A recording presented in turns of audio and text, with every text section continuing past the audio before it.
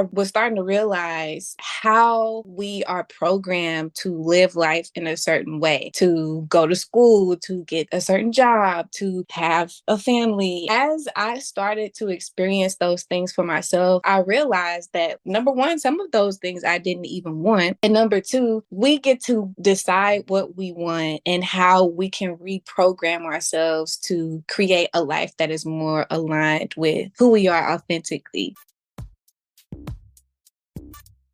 Welcome to the Unleash Your Ambition podcast. I'm your host, Stacie Walker, and the founder of Unleash Your Ambition.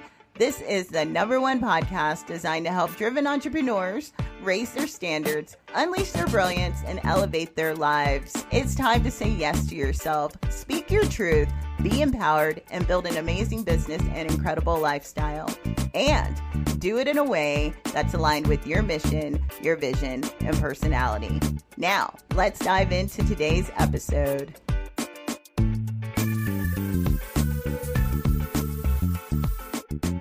Hello, ambitious one, and welcome to the Unleash Your Ambition podcast. I'm your host, Stacie Walker, and I'm really excited that you're hanging out with me and my featured co-host for today's episode. One of the most fulfilling aspects of my work is having the opportunity to engage in deep, meaningful conversations with incredibly talented people. It's through these exchanges that I gain new perspectives, uncover fresh insights about life, creativity, and the human spirit. My co-host for this episode is Sundej. Sundej is an independent artist who crafts music with the intention of healing and uplifting others. Her journey as an indie artist is nothing short of inspiring. Whether you're an independent artist pursuing to be one or someone looking to reconnect with your own dreams, keep listening. There's a lot that you can learn from this episode. Sundej and I have a conversation about what it takes to pursue your dreams as an independent artist, how personal tragedy played a significant role in shaping Sundej's trajectory as an independent artist, the often overlooked impact of societal programming and how these societal norms can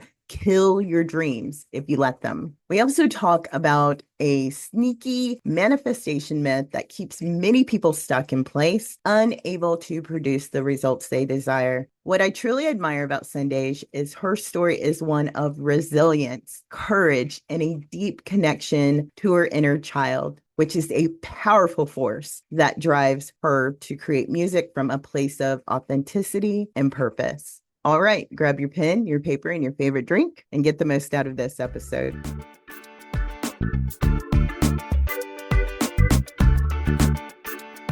Sundej, thank you so much for being here on the Unleash Your Ambition podcast. Can you please share who you are, what you do, and how you help people? Well, thank you, Stacie, for having me on your podcast. I am Sundej, and I'm an independent artist. And today I'll just be sharing about that journey of how I went from, focusing solely on creating content and entrepreneurship to my artist journey today. I love it. You've had quite the journey. I know we've been connected. We've known each other for a long time. So it's just been so remarkable just to witness your journey and the incredible things that you've been able to do, and you being able to live as you tagged it, your VIP life, which I think is totally on brand with Unleash Your Ambition, because if we're not building the lives of our dreams, like what the heck are we doing? Exactly. I would love for you to start with your journey. I mean, I know I'm familiar with it because we have history, but for the people who aren't familiar with you, like, how did your whole journey start as an independent artist, as someone who is designing their VIP life? Okay, so really it all started with my own personal growth journey. When I was in college, I really had a huge awakening just about life. I would say just one, but many awakenings about career and family and what all those things mean to me. Because at that time, I was starting to realize how we are programmed to live life in a certain way, to go to school, to get a certain job, to have a family. And as I started to experience those things for myself, I realized that number one, some of those things I didn't even want. And number two, we get to decide what we want and how we can reprogram ourselves to create a life that is more aligned with who we are authentically. So after I was experiencing that on a personal level, I decided to share it on a public level with my YouTube channel. And there I post, and I'm pretty sure it's still there to this day. If you go to my YouTube channel, you'll see that I started a series. It was a series about success, and I was reading all these books and listening to all these thought leaders such as Jim Rohn and Justin Perry and Neville Goddard and all these people who really understood the way that life works on a subconscious level. And so I was sharing little bits and nuggets and pieces here and there of what I was learning on YouTube and also in other places, but that's where I was really focused. And one thing led to another. My journey went from recording my own revelations to being more focused, I guess you could say, and being intentional about what it meant for my career and what that looked like. So I knew, I was like, okay, at this point, I'm a mom and I know I want to stay at home but I still want to make money. And so that's when I first started learning about digital products and how to receive money just working from home, right? Right before working from home was really a thing, before the pandemic and all of that. So I went on a journey where I was taking all these classes and really investing in myself to learn what it would look like for it to be easy for me to receive money while still creating a dynamic within my family that felt aligned and authentic to me. And so on that journey, I would say that the YouTube process probably started in like 2016, 2017 after my first son was born. And then it evolved even further into the music in 2019 when one of my younger brothers passed. Because my dad had asked me to sing the last song that they listened to in the car together, him and my brother. And at this point, I was still just focusing on what I mentioned before, learning. I was creating journals and digital products and, focused on learning how to make money online. So never had I expressed outwardly to anyone as an adult that I wanted to sing. So when he said this to me, I was so caught off guard and I thought it was a joke. Honestly, at first, I was like, well, maybe I'll just send him a little voice memo of me singing on my phone that song. And it was called Remember by Dead Ma 5. So after we had a conversation. I never recorded that memo, by the way, but we had another conversation, my dad and I, and he was like, no, I actually want you to record it. So he booked a studio session for me and just told me to show up. And I had listened to the song enough to know the chorus and everything. So other than that, I didn't really prepare for it. And I left the house. I put my son down because I had just finished nursing him and walked out the door. And that's how my journey as an independent artist started. Because when we were in the studio session, he was sharing clips of it to his stories on Instagram. And he got an overwhelming response from people to the point where they were like, okay, is she really making music? Like, does she have her own music? And he was like, Dej, I think we have something here. Like, we should explore that. Let's do more. And that's how my music journey began. That was in 2019. Yeah. So in 2021, I released my first single and it's called What You Like. And that's the first song that I ever wrote, start to finish, all by myself. Worked with the producer who had already completed the track. He sent it to me. That was my first single release as an artist. And so that changed how I showed up online, because up until that point, I was sharing my journals and my digital products and my personal growth. journey.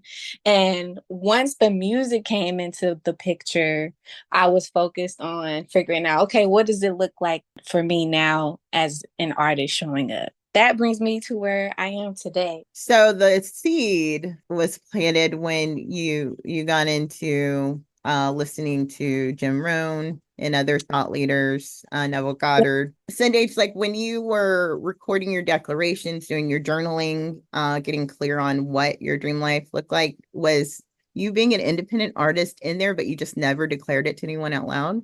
No, honestly, that was part of my programming that I didn't even explore. When I was a child, I had dreamed of being a singer. I Mm-hmm. would invite my friends over. Like, I had one really close friend in the neighborhood and my cousin, and we would go downstairs in the basement at my grandparents' house, and I would choreograph routines to different songs that were out at the time. It was 3LW and Sammy and some other artists. So as a child, that was a dream, but I don't even know then that I really believed that it was something that I could do. It was just a passion that I took time intentionally to explore on my own. And then it got to a point where my cousin and my friend were like, we're not interested in doing this anymore. You're on your own. And when that happened, I was like, okay. I kind of let go of it, Hmm. because in my mind, I'm like, okay, if I ever really did believe of have been in the music industry, it was as a group with my two teammates. And so not having them meant, okay, I guess this is over. But I would still always sing when I was by myself in private. Mm-hmm. Was not something that I really felt comfortable doing in front of people, but I did have a family member who, whenever we went to go spend the night at her house, me and a couple of my other girl cousins, she would ask me, like, do those routines that you were teaching them in the basement, or sing this, sing that. So she was feeding that part of me, of the spirit in me that wanted to do that.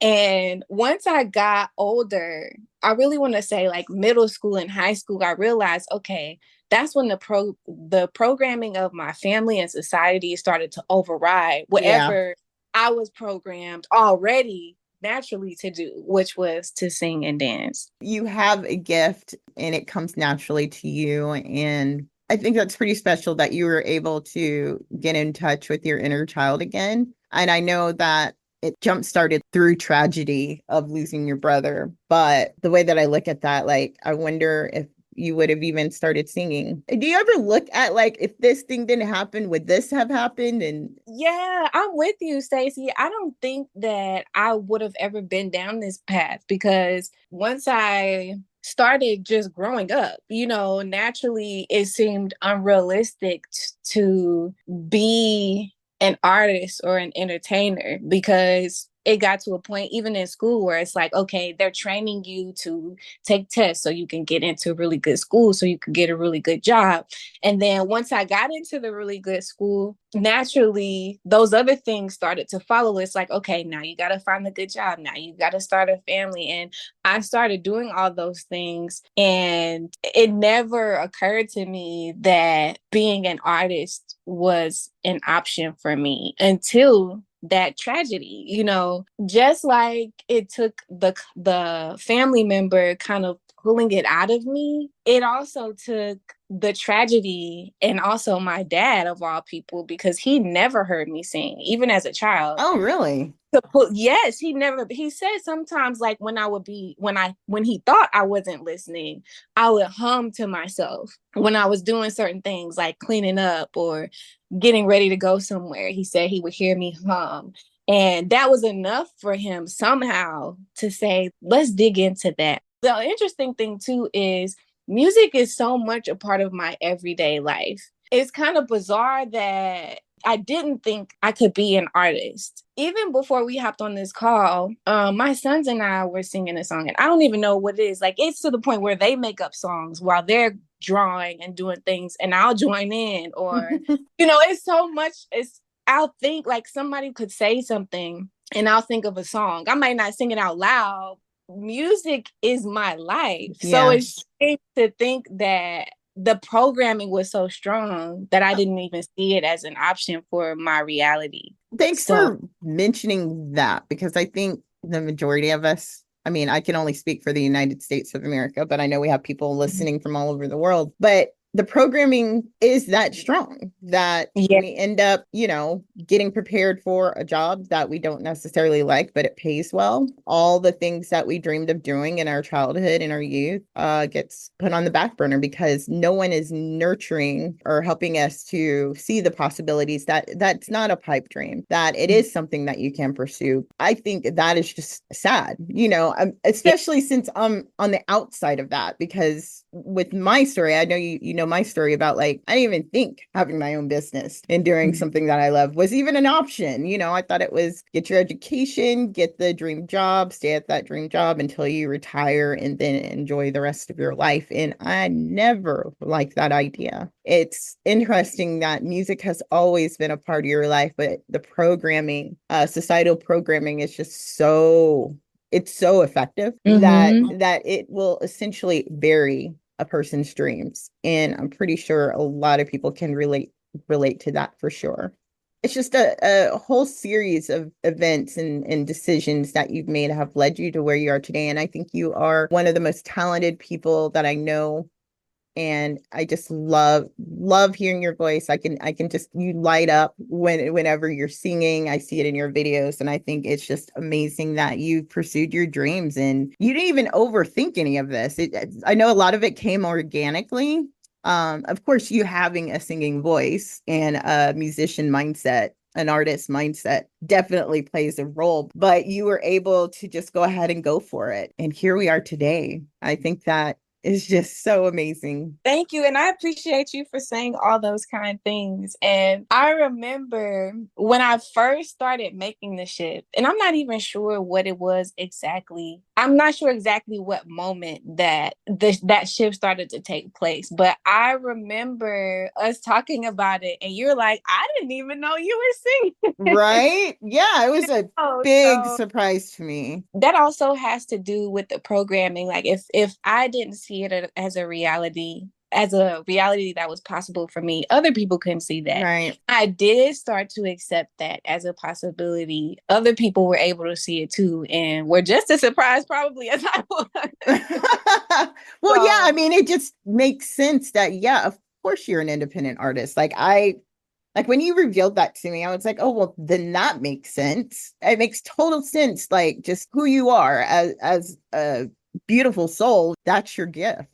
It makes sense. You are an artist. There's no denying that. But I do understand how the programming can have you not even express that out loud to others, because you just never know how other people are going to react. But you entertaining the possibility of that's who you are, that other people were going to fall in line and accept that. And that's what has happened. I think that's something powerful that you're sharing right there, is that once you started seeing the possibilities of you living the dream as an independent artist and expressing it out loud, that other people would see it too. yeah, and you know what else, Stacie? Something that I learned through my personal growth journey. Manifestation was a thing that constantly came up in Mm-hmm. all audios, all the books, everything that I was listening to. Even if they didn't say the word, that was a theme. And I remember when I first started learning about it, one of the biggest myths, I think, is that you can create the life you want just by visualizing it or just by writing it down. You have to live it. you Yeah, know embody it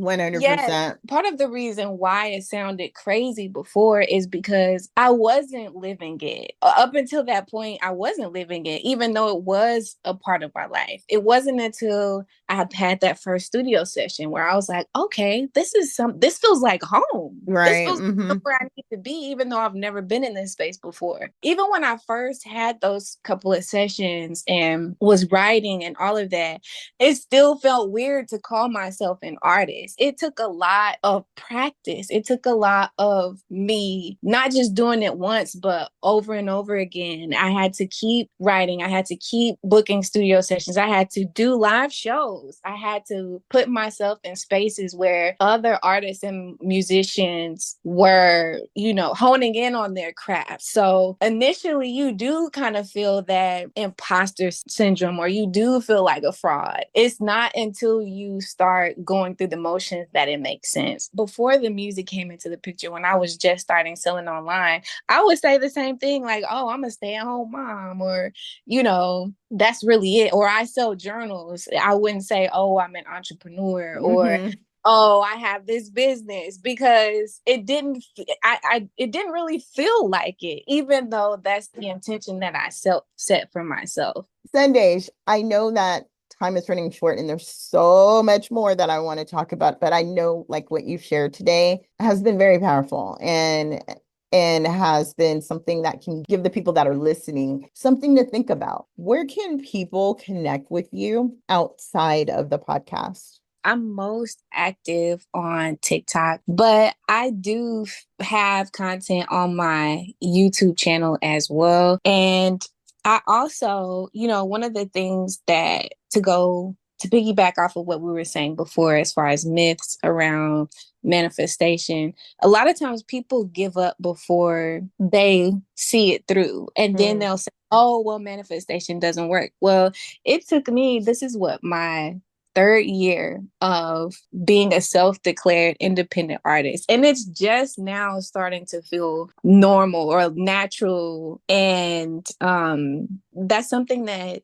even after I started going through the motions, it didn't just take a day or a week, or, writing down my affirmations 3 times a day. There's so many different methods that are out there. So what I did to help people to get started on their journey of creating their own version of a VIP life is I created the VIP Life ebook. And in that ebook, I have affirmations, I have a worksheet, which is something that helped me to kind of outline what I wanted my own version of a VIP life to look like, to help me to see on paper how it could actually become a reality. It helped me to see where I was in relation to what the ideal was.